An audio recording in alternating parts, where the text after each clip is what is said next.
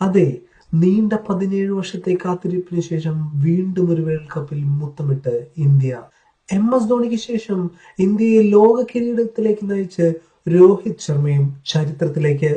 ഒരു ഫൈനൽ മത്സരത്തിന്റെ എല്ലാ പ്രതീതിയും ഉളവാക്കിയ മത്സരത്തിൽ ഇന്ത്യക്കെതിരെ 7 റൺസിനകലെ പൊരുതി വീണ് സൗത്ത് ആഫ്രിക്ക.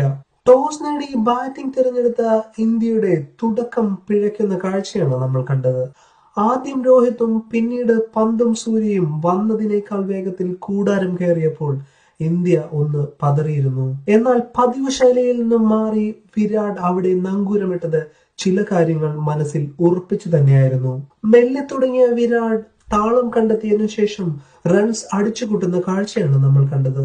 59 പന്തുകളിൽ നിന്ന് 6 ഫോറുകളും 2 സിക്സറും അടക്കം 76 റൺസാണ് അദ്ദേഹം അടിച്ചുകൂട്ടിയത്. കൂട്ടിനിറങ്ങിയ അക്സർ പട്ടേലും അവസരത്തിനൊത്തുയർന്നപ്പോൾ ഇന്ത്യൻ സ്കോർ ബോർഡ് മെല്ലെ ചലിച്ചു തുടങ്ങി. വാലറ്റത്തിൽ ശിവൻ ദുബെ തകർത്തടിച്ചപ്പോൾ ഇന്ത്യൻ സ്കോർ 170 മുകളിലേക്ക്. മറുപടി ബാറ്റിംഗിനിറങ്ങിയ ദക്ഷിണാഫ്രിക്കയും തകർച്ചയോടെയാണ് തുടങ്ങിയത്.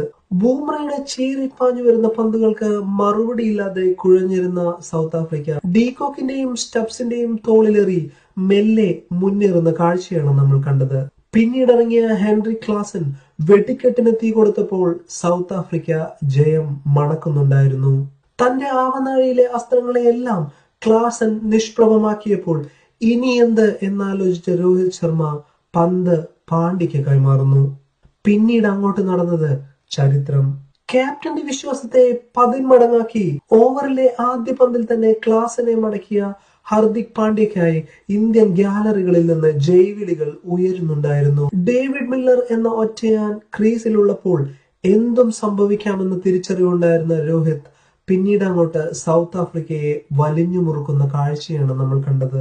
ബുംറയുടെ അവസാന ഓവറുകളിൽ റൺസ് എടുക്കാൻ ബുദ്ധിമുട്ടിയ ഡേവിഡ് മില്ലർ പാണ്ഡ്യയെ ആക്രമിക്കാനായിരുന്നു പദ്ധതിയിട്ടത്.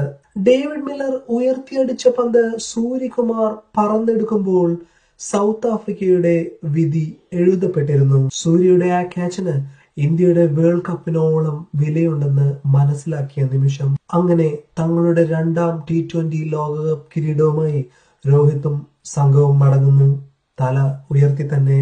ഇനിയൊരംഗത്തിന് ബാല്യമില്ലെന്നറിഞ്ഞ രോഹിത്തും വിരാട്ടും തങ്ങളുടെ T20 ഇന്റർനാഷണൽ കരിയറിൽ നിന്നും വിരമിക്കുന്ന വാർത്തയാണ് നമ്മൾ എല്ലാവരും വേദനയോടെ കേട്ടത്. എന്തായാലും ഇന്ത്യയുടെ ക്രിക്കറ്റ് ഉള്ളിടത്തോളം കാലം വേൾഡ് കപ്പ് ക്യാപ്റ്റന്മാരുടെ ലിസ്റ്റിൽ രോഹിത്തിന്റെ പേര് അതങ്ങനെ തിളങ്ങി തന്നെ നിൽക്കും.